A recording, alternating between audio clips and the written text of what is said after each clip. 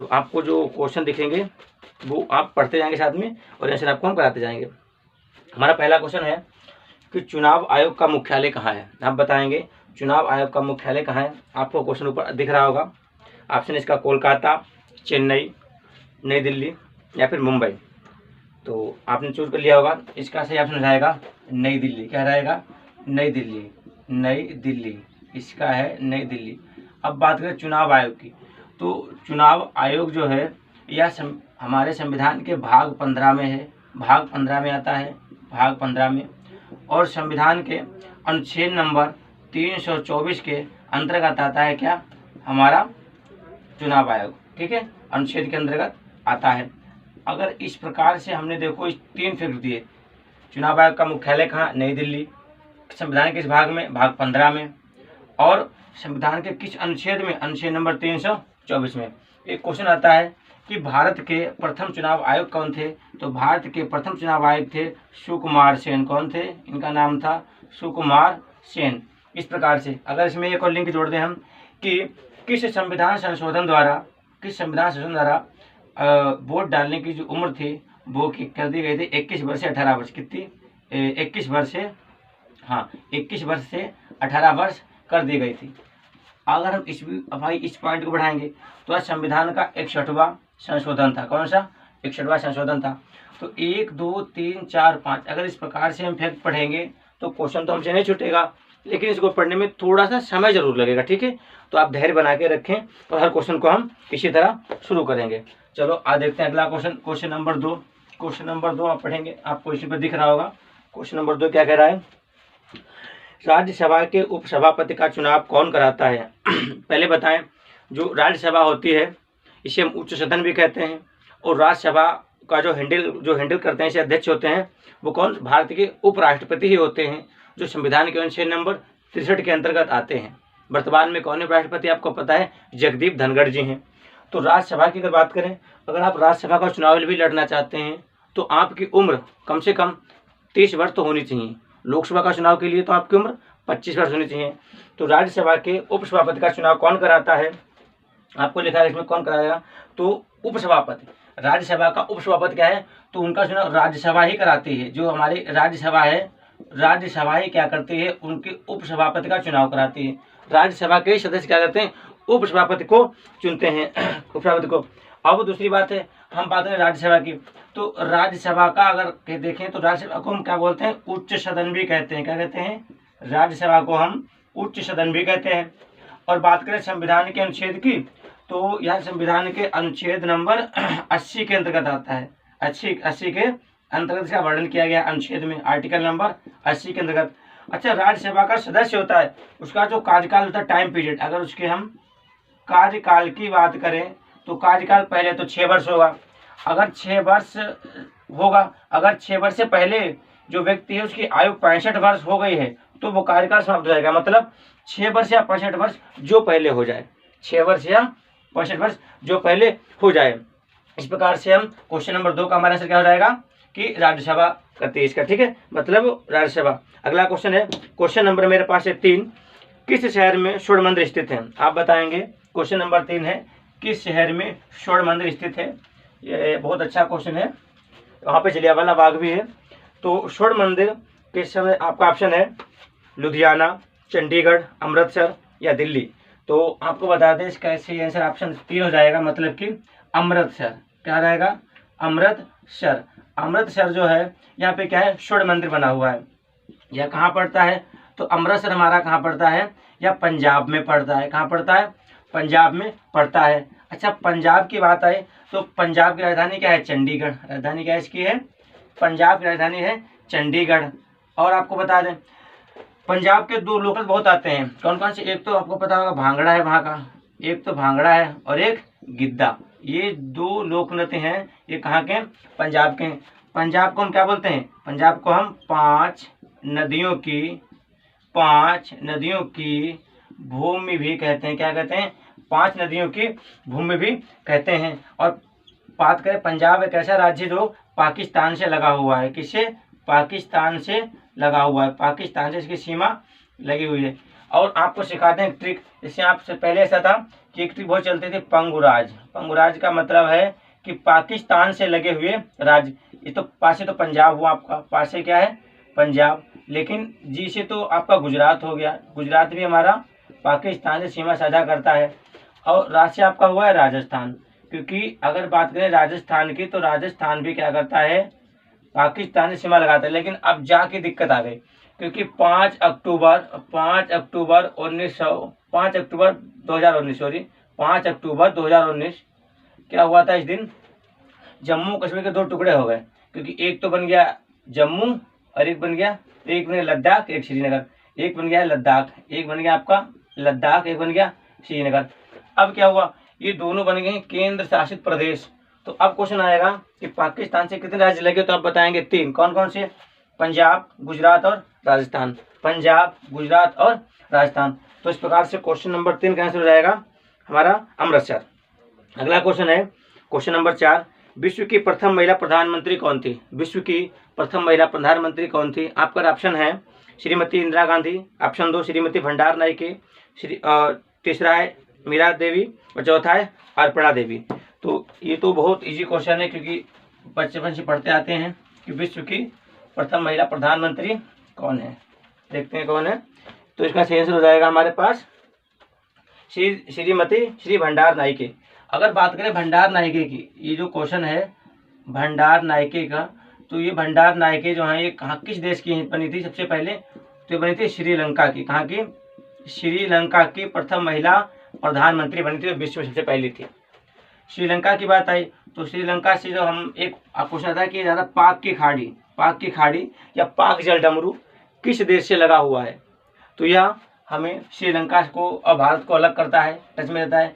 और एक क्वेश्चन ऐसे भी आता है कि जो पाक की खाड़ी है वो भारत के किस राज्य के टच में रहती है, भारत के किस राज्य के, क्योंकि अगर ऐसा क्वेश्चन आ गया भारत के किस राज्य में, तो आप देखेंगे भारत किस राज्य में, भारत का राज्य है तमिलनाडु। कौन सा राज्य, तमिलनाडु से इसकी सीमा वो लगती है किसकी, पाक डमरू की, और ये तमिलनाडु और श्रीलंका से।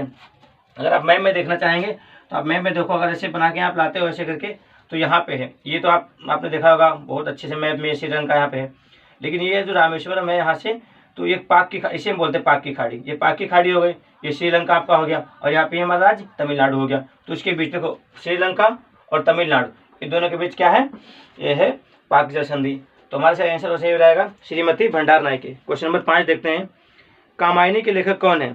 कामायनी, क्योंकि ये हिंदी साहित्य से क्वेश्चन है, लेकिन 1-2 राइटर भी आते हैं, हर क्वेश्चन में आते हैं डिफेंस के। तो हमारा क्वेश्चन है कामायनी के लेखक कौन है, और उम्मीद है आपने अपना आंसर चुन लिया होगा।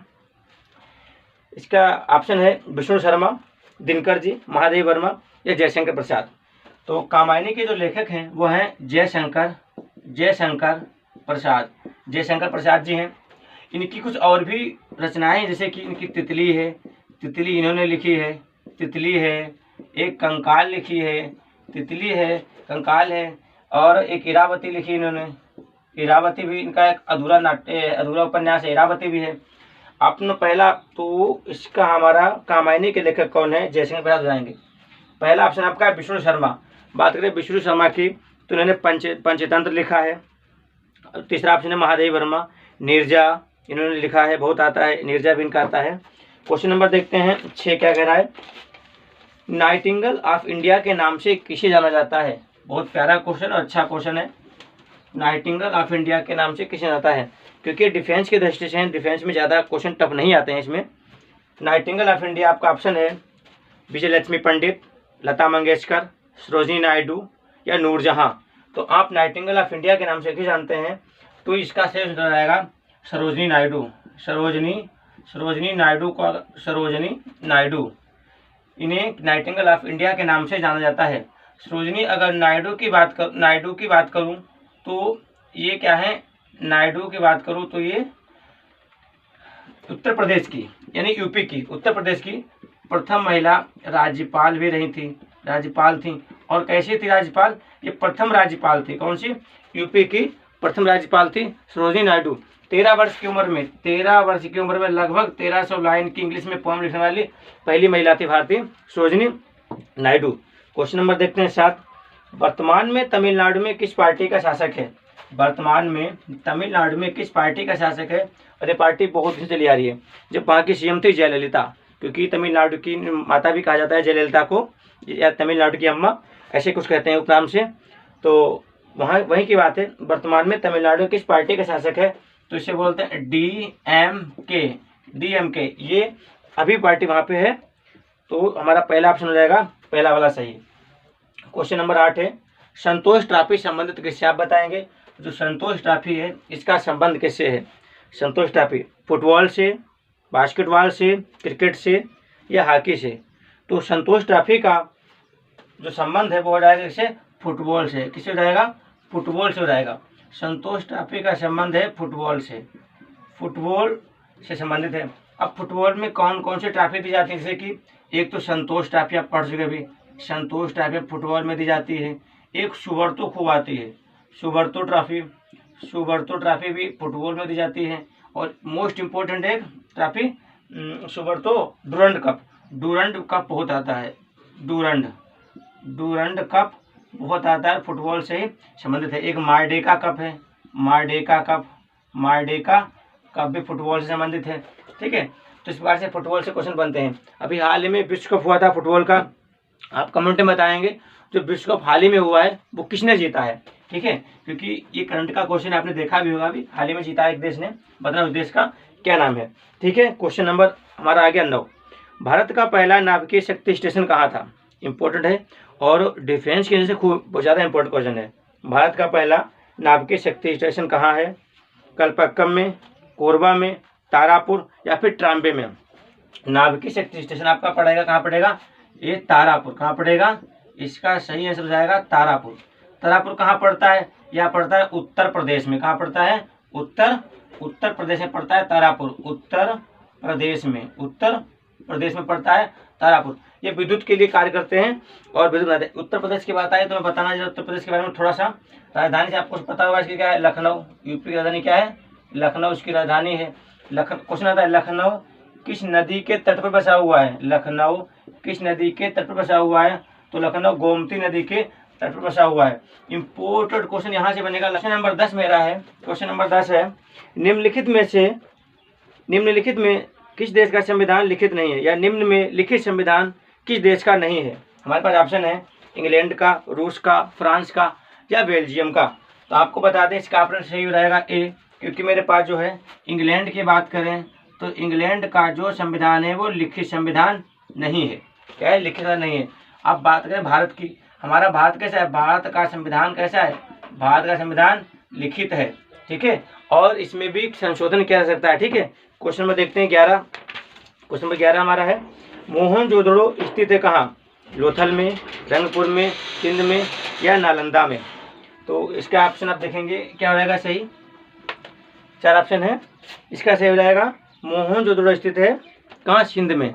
कहाँ स्थित है? सिंध में। ऑप्शन का सही हो जाएगा सी। कहाँ स्थित है? सिंध में स्थित है मोहनजोदड़ो। अब क्वेश्चन आता है कि मोहनजोदड़ो है क्या? तो ये हड़प्पा सभ्यता का एक सबसे बड़ा क्या है? नगर है। और इसके हम इसे क्या बोलते हैं? मोहनजोदड़ो को हम क्या बोलते हैं? मृतकों का टीला भी बोलते हैं। इसे हम मृतकों का टीला भी बोलते हैं। माउंट ऑफ डेड भी इसे इंग्लिश में कहा जाता है।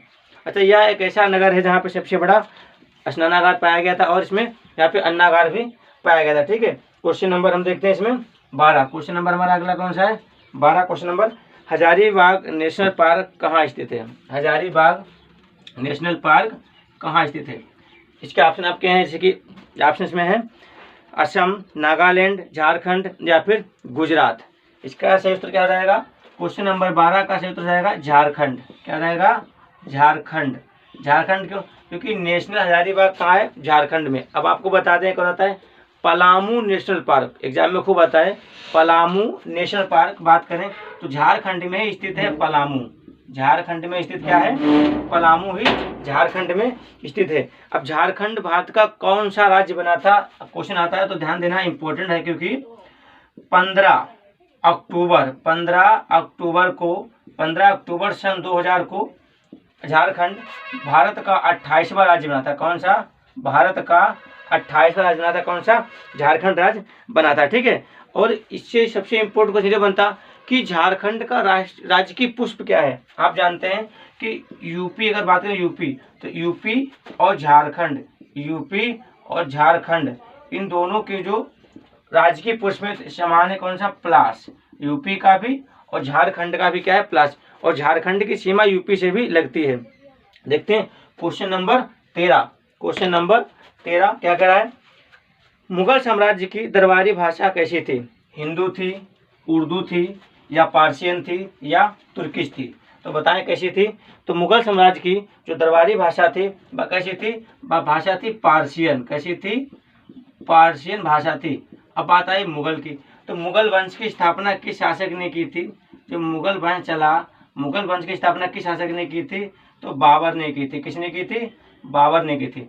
मुगल वंश की स्थापना बाबर ने कब की थी, तो इसने 1526 में की थी। और एक पानीपत का प्रथम युद्ध हुआ। कब हुआ, पानीपत का प्रथम युद्ध हुआ, जिसमें बाबर ने इब्राहिम लोदी को हराया और हराने के बाद मुगल वंश की स्थापना की। ठीक है, अब देखते हैं क्वेश्चन नंबर 14 क्या कह रहा है 14 की प्रथम गोलमेज सम्मेलन कहाँ हुआ था।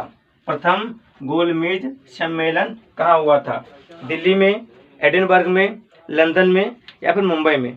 प्रथम गोलमेज सम्मेलन कहाँ हुआ था, ऑप्शन 14 का हो जाएगा आपका ऑप्शन नंबर 3 जो कि लंदन। कहाँ हुआ था, लंदन में हुआ था, लंदन में हुआ था। क्वेश्चन नंबर देखते हैं 15, द इनविजन मैन के लेखक कौन है। द इनविजन मैन के लेखक कौन है, हमारा ऑप्शन हो जाएगा H.G. Wells, Charles Dickens, Charles Lamb, या इनमें से कोई नहीं। तो द इनविजन मैन के लेखक हैं H.G. वेल्स। हमारा ऑप्शन ए चलेगा H.G. वेल्स। ये क्या है, ये इस पुस्तक के मतलब राइटर हैं। देखते हैं क्वेश्चन नंबर 16 क्या कहता है। क्वेश्चन नंबर 16 हमारा है, शक्ति की इकाई क्या है। शक्ति की इकाई क्या है, जिसका ऑप्शन हो जाएगा ल्यूवन, जूल, जूल प्रति सेकेंड और वाट, या इनमें से कोई नहीं। तो शक्ति की इकाई का जो मात्रक होगा जूल, क्या रहेगा, जूल प्रति सेकेंड, और जूल प्रति सेकेंड और वाट, जूल प्रति सेकेंड और वाट हो जाएगा। ठीक है, क्वेश्चन नंबर देखते हैं 17 क्या कह रहा है। क्वेश्चन नंबर 17, किस माध्यम से ध्वनि की चाल न्यूनतम होती है, या किस माध्यम में ध्वनि की चाल न्यूनतम होती है। हम आपको बताएंगे सबकी, जिसमें कितनी कितनी चाल होती है। जल में न्यूनतम होती है, हवा में न्यूनतम होती है, पारे में न्यूनतम होती है, या फिर लोहे में न्यूनतम होती है। तो ध्वनि की चाल जो होती है वो हवा में न्यूनतम होती है। बात करें अगर हवा की, तो ध्वनि की चाल जो हवा में है वह 332 मीटर प्रति सेकेंड होती है। ठीक है, बात करें जल की, अगर बात करें जल की, तो जल में होती है 1500 मीटर प्रति सेकेंड। और सबसे ज़्यादा किसमें होगी, बात करें स्टील की, स्टील या फिर लोहा, स्टील में, इसीलिए स्टील के ज़्यादा हार्न बनाए जाते हैं। स्टील में होती है 5000 मीटर प्रति सेकेंड। अब ये तुम्हारी ध्वनि की बात हुई। अगर ध्यान देना, ध्वनि को किसमें मापा जाता है, तो ध्वनि को हम डेसिबल में मापते हैं। किसमें, डेसिबल में से मापते हैं। अच्छा, हम मानव के लिए कितनी ध्वनि हम सुन सकते हैं अच्छे से, तो ये सुन सकते हैं 20 से 20,000 हार्ट्ज तक। ठीक है, अब हार्ट्ज तक हम ध्वनि का है हम मानव सुन सकते हैं। ठीक है, क्वेश्चन नंबर देखते हैं हमारे पास है 18, जेट इंजन। जेट इंजन क्या है, इंजन है या क्या है, रोटरी इंजन है, वायु दहन इंजन है, आंतरिक दहन इंजन है, या प्रतिक्रिया दहन इंजन है। तो जो जेट इंजन होता है ये क्या होता है, इसके बारे में बताएंगे। जो जेट इंजन होता है ये क्या होता है, तो ये होता है आंतरिक, ये होता है आंतरिक वायु दहन इंजन होता है। आंतरिक वायु दहन इंजन होता है, जो कि हमारा ऑप्शन कौन सा, सी वाला से हो जाएगा। क्वेश्चन नंबर देखते हैं 19, एक्स विकिरण की खोज किसने की थी। एक्स विकिरण की खोज किसने की थी, तो एक्स विकिरण की खोज किसने की थी, तो हमारा ऑप्शन का है थॉमसन, बागस, रॉनसन, या फिर रॉन्टजन। तो इसकी खोज की थी रॉन्टजन ने। किसने की थी, रॉन्टजन ने खोज की थी। और बता दें, रॉन्टजन ने खोज की थी, और इन्हें सबसे पहले फिजिक्स का नोबेल मिला था। कौन सा, फिजिक्स का इन्हें नोबेल भी दिया गया था इसी की खोज के लिए। देखते हैं क्वेश्चन नंबर 20 क्या कह रहा, पानी का अधिकतम घनत्व कितना होता है। 0 degree Celsius, 4 degree Celsius, 20 degree Celsius, या फिर 50 डिग्री सेल्सियस, या फिर 50 डिग्री सेल्सियस। तो पानी का घनत्व होता है जो वो होता है 0.4 डिग्री सेल्सियस। अब यहाँ से इम्पोर्टेंट क्या बनता है कि पानी उबलता कब है, बाउल कब होता है, पानी उबलता है 100 डिग्री सेल्सियस पे, और ये मतलब वहाँ से उबलता है। और पानी जमता कब है, तो पानी जमता है हिमांक पे, हिमांक होता है 0 डिग्री सेल्सियस। पानी के बारे में याद रखेंगे, ठीक है। और ये पानी का इफेक्ट होता है, कई बार आता है कि जब पानी उबलता है, जब भाप बनता है, तो क्या होता है कि जलने से और भाप बनने, इन दोनों में अगर आप कहीं आग से जल गए या भाप से जल गए तो दर्द अत्यधिक किस में होगा, तो भाप में अधिक होता है। क्यों? क्योंकि भाप में क्या होता है, जल की गुप्त ऊष्मा अधिक होती है, जल की गुप्त ऊष्मा अधिक होती है। देखते हैं क्वेश्चन नंबर 21 क्या कह रहा, न्यूटन की गति का तृतीय नियम यानी कि तीसरा नियम किस में प्रयोग होता है, तीरंदाजी में या अंतरिक्षयान में या फिर इन दोनों में या फिर पतंगबाजी में। तो हम बता दें न्यूटन का जो तृतीय नियम है वो क्रिया प्रतिक्रिया का नियम है, और ये तीरंदाजी और अंतरिक्षयान यानी कि ए और बी आपके दोनों से हो जाएंगे, ए और बी दोनों में लगेंगे। अब आपको दिखा दें न्यूटन के 3 नियम होते हैं। न्यूटन का जो प्रथम नियम होता है वो होता है जड़त्व का नियम। क्या होता है, जड़त्व का नियम होता है। और बात द्वितीय नियम की तो संवेग संरक्षण का नियम होता है, संवेग, इसे हम ये बटे एम से लिखते हैं। और न्यूटन का तृतीय नियम होता है क्रिया प्रतिक्रिया का नियम, ये भी आप क्रिया प्रतिक्रिया का नियम, प्रतिक्रिया का नियम। न्यूटन के 3 लॉ होते हैं और इसी लॉ पे हम सब काम करते हैं। हम कभी आपको पढ़ा रहे हैं और खड़े हैं तो हम पे कौन से नियम लागू है, न्यूटन का प्रथम नियम लागू है, जड़त्व का नियम। आपको बता दें जो जड़त्व का नियम है इसे गैलीलियो का भी नियम कहा जाता है। क्वेश्चन नंबर देखते हैं 20, हवा में नाइट्रोजन की मात्रा कितनी होती है, हवा में नाइट्रोजन, आप बचपन से पढ़ते होंगे नाइट्रोजन की मात्रा कितनी होती है। तो इजी क्वेश्चन हो गया ये, 21%, 78%, 35% या इनमें से कोई नहीं। तो इसका शेष हो जाएगा हमारा 78%। ये तो इजी हो गया। अब बताना है कि ये तो हो गया तुम्हारा नाइट्रोजन। नाइट्रोजन का जो परमाणु क्रमांक होता है वो 7 होता है, परमाणु भार कितना होता है 14 होता है। एक लिखा हुआ 21%, ये क्या होता है, ये होती है ऑक्सीजन। हाँ मतलब ये होती है ऑक्सीजन वायु में, और इसका जो परमाणु क्रमांक है वो 8 होगा और परमाणु भार कितना होता है 16 होता है। क्यों? इसको ऐसे लिखते हैं 15.999, इस प्रकार से होता है 999, तो इसे हम ऐसा ना लिख के कितना 16 लिख लेते हैं, ठीक है। देखते हैं क्वेश्चन नंबर 23, निम्न में कौन पानी में अघुलनशील है, लेड सल्फेट, जिंक सल्फेट या कैल्शियम सल्फेट या फिर सोडियम सल्फेट। मतलब पानी में घुलेगा नहीं, अघुलनशील है, घुलेगा नहीं। तो हमारा सेंस रहेगा लेड सल्फेट। ये लेड सल्फेट होता है, ये पानी में कभी नहीं घुलता, लेड सल्फेट नहीं घुलता। जैसे कि जिंक सल्फेट आप देखेंगे खेतों में हम लोग जिंक डालते हैं, घुल जाती है, कैल्शियम सल्फेट घुल जाती है। उसके बाद है ऑप्शन सोडियम सल्फेट, ये भी घुल जाती है, लेकिन कभी भी लेड सल्फेट नहीं घुलती। क्वेश्चन नंबर 24, कौन सी गैस वातावरण का हिस्सा नहीं है, नाइट्रोजन है, क्लोरीन है, कार्बन डाइऑक्साइड है या ऑक्सीजन है। तो देखिए हमारा ऑप्शन हम लिख देते हैं। अगर आप लिखेंगे नाइट्रोजन को तो है घुलनशील, लेकिन क्लोरीन Cl, क्लोरीन क्या होती है, ये वायु में घुलनशील नहीं है, क्लोरीन गैस वायु में घुलनशील नहीं है। क्वेश्चन नंबर 25, कौन सा रासायनिक मिश्रण की संभावित इकाई है, मतलब मिश्रण हो सकता है। ऑप्शन है एटम, इलेक्ट्रॉन, प्रोटॉन या मोलिक्यूल। आप देखेंगे एटम जो परमाणु होता है, अगर इसकी बात करें मिश्रण तो इसमें कोई मिश्रण नहीं होता। बात करें इलेक्ट्रॉन की, इस प्रकार इलेक्ट्रॉन होता है, ये तो अकेला चक्कर लगाता है वायु कक्षा में हमेशा, क्योंकि घूमता रहता है। प्रोटॉन इलेक्ट्रॉन है जो वो प्रोटॉन और न्यूट्रॉन के वायु कक्षा में चक्कर लगाता है, इसमें भी कोई मिश्रण नहीं है।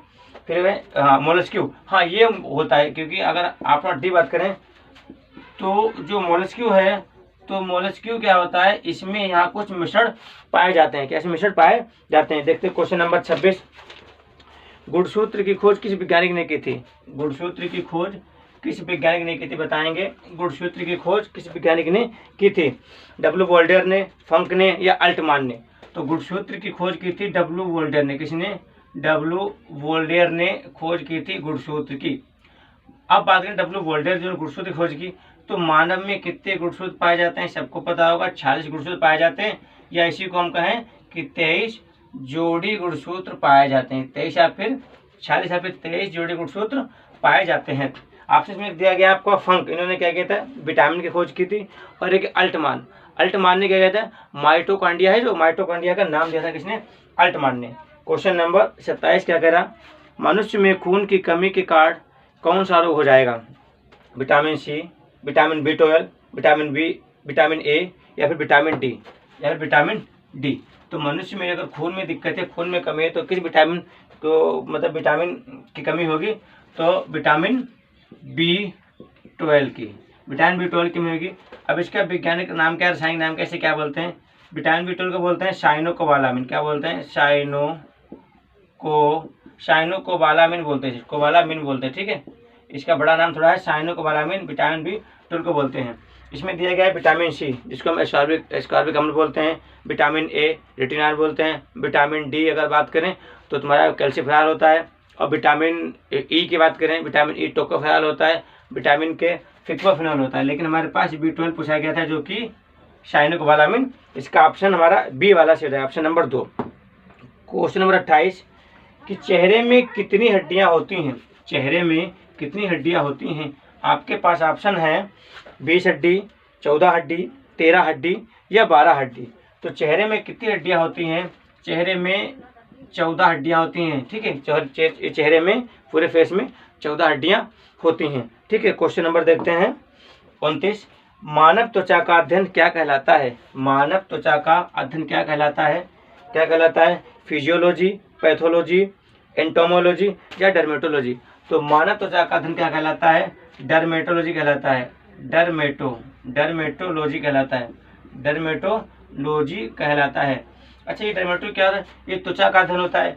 त्वचा का अध्ययन की हमें आवश्यकता क्यों पड़ी? जैसे कि अभी सूर्य से पराबैंगनी किरण है, ठीक है, तो क्या हमारी त्वचा में पड़ेगी। अगर ओजोन लेयर ना हो तो क्या होगा? त्वचा में कैंसर हो जाएगा, ठीक है।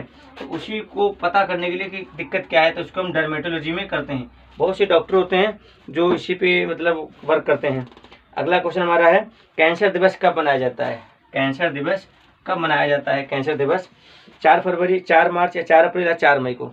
तो हमारा आंसर हो जाएगा 4 फरवरी। बहुत इजी क्वेश्चन है। 4 फरवरी को क्या मनाया जाता है? कैंसर दिवस का। माइका एक रूप है खनिज का, कीमती पत्थर का, लकड़ी का या हवाई जहाज का। तो माइका एक कीमती रूप किसका है? खनिज का। किसका भैया? माइका एक खनिज है, ना पत्थर है ना कुछ। जो ये पढ़ रहे हो जिसपे सफेद पे देख रहा है, यही माइका है। क्या क्या? यह एक खनिज के रूप में आता है। क्वेश्चन नंबर 32, कौन सी बीमारी हवा प्रदूषण का कारण बनती है? जो हवा प्रदूषण का कारण बनती है वह कौन सी बीमारी है? तो वह होती है अस्थमा। कौन सी? ये अस्थमा बीमारी है, इसे एकदम घुटन अस्थमा। इसमें क्या होता है? जो मरीज होता है उसको सांस की प्रॉब्लम हो जाती है, और सांस के कारण ही वो इसकी जल्दी डेथ भी हो जाती है अगर सांस वापस नहीं आती, ठीक है।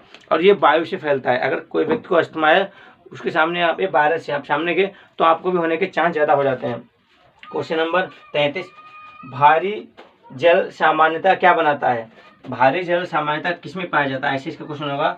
ऑप्शन आपका है भारी जल हाइड्रोजन, बरसाती का पानी, समुद्री पानी या साधारण पानी। तो भारी जल सामान्यतः किससे बनता है? आपको बता दें, भारी जल बनता है समुद्र के पानी से, यानी खारे पानी से। कैसे? समुद्र के पानी से, यानी कि खारे पानी से। समुद्र पानी से बनता है भारी जल।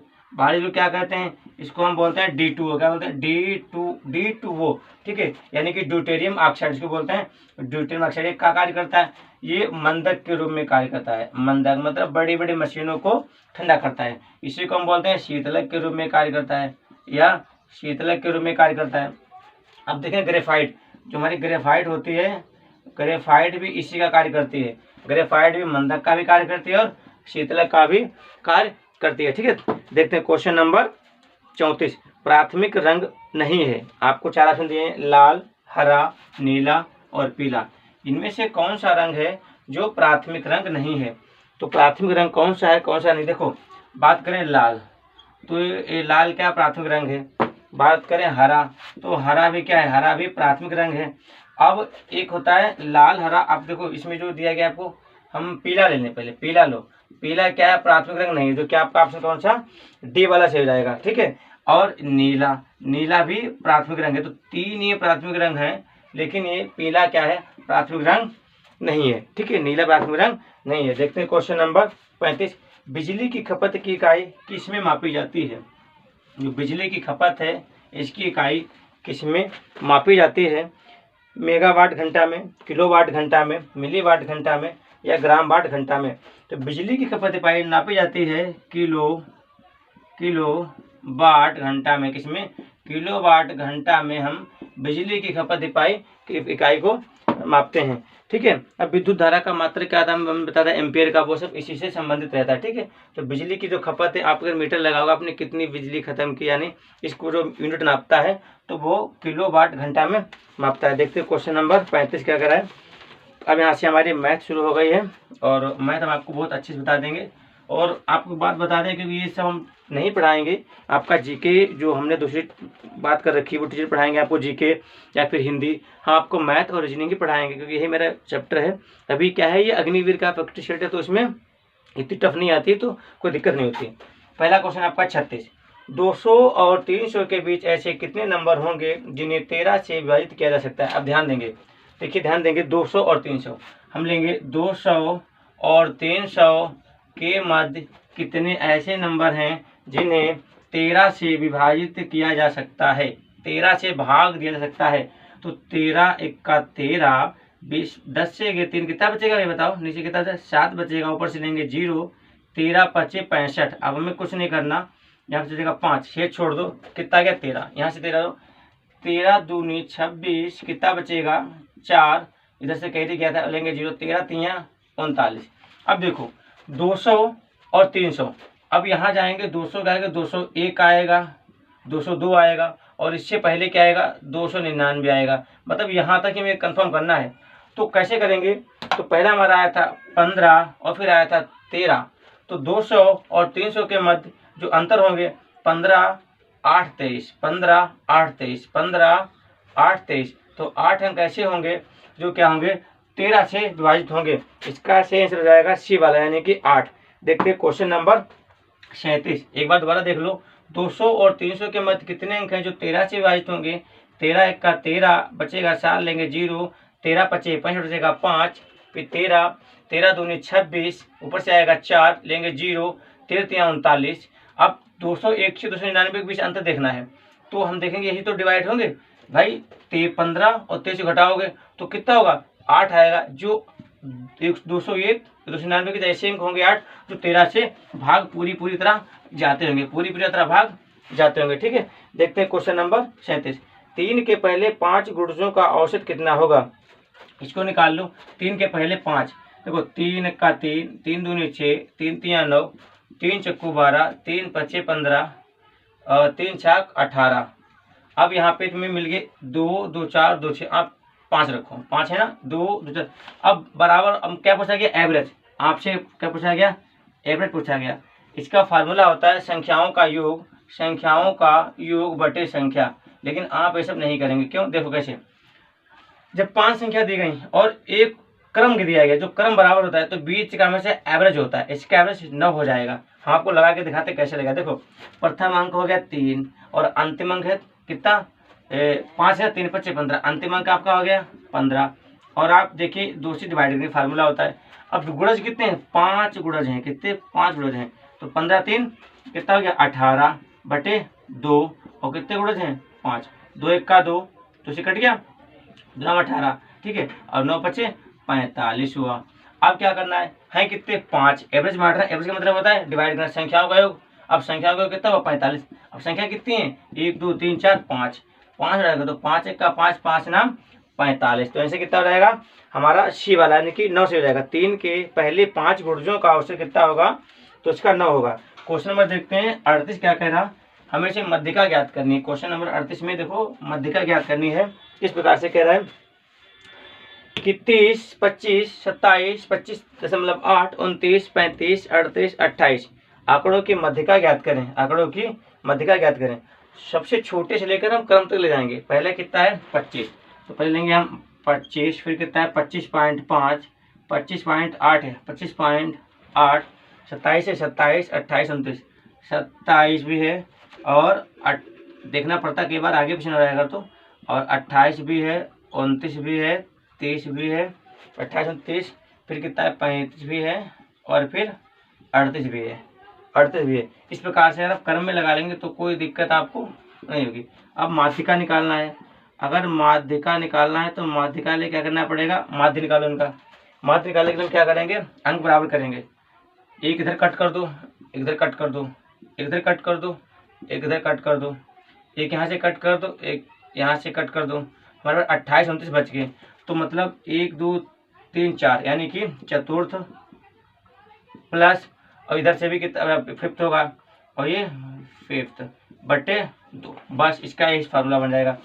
28 और 29 जोड़ना है, तो 8 होने कितना हुआ 16 17 हासिल लगा, 1 2 2 4 1 5 57 बटे 2 काटो, 2 दूना 4 17 हुआ, 2 8 16 2 5 10 यानी मध्य का आएगी वो 28.5 आएगी। हमारा ऑप्शन कौन सा, ए वाला एकदम सही हो जाएगा। देखते हैं क्वेश्चन नंबर 39 क्या कह रहा है। क्वेश्चन नंबर 39 क्या कह रहा है, कह रहा है कि किसी मूलधन का 5% वार्षिक दर से 3 वर्ष का एसआई बोले तो साधारण ब्याज 1200 रुपये है, तो उसी मूलधन पर उपरोक्त दर तथा उसी समय में सीआई यानी कि चक्रवृद्धि ब्याज कितना होगा। चक्रवृद्धि ब्याज कितना होगा, देखते हैं कितना होगा।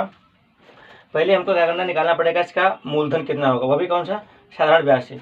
तो देखिए हम निकालें पी बोले तो यानी कि प्रिंसिपल यानी कि मूलधन।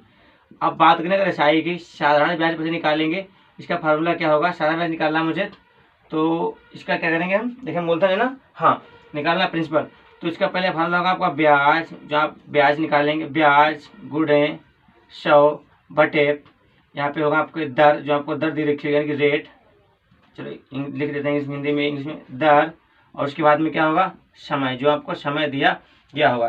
तो बताइए ब्याज कितना दिया गया आपको 1200 रुपये, ब्याज कितना दिया गया 1200 रुपये, और उसके बाद में क्या दिया गया, तो समय कितना है, समय तुम्हारा 3 वर्ष और 5% दर है ना।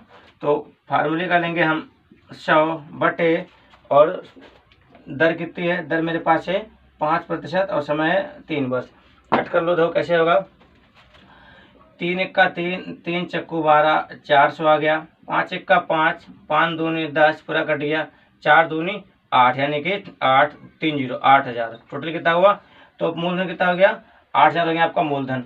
अब मुझे क्या निकालना है, मुझे यहाँ अब देखो 8000 का मुझे सीआई निकालना है, चक्रवृद्धि ब्याज निकालना है, कितना निकालना है, चक्रवृद्धि ब्याज निकालना है, और वो भी किस प्रकार से, 8000 मूलधन पे समय कितना होगा 3 वर्ष, दर कितनी होगी 5%। तो देखो हमें निकालना है 8000 पे, तो हमें क्या करना है, मेरे पास जो दर दी गई है वो कितनी दी गई 5%।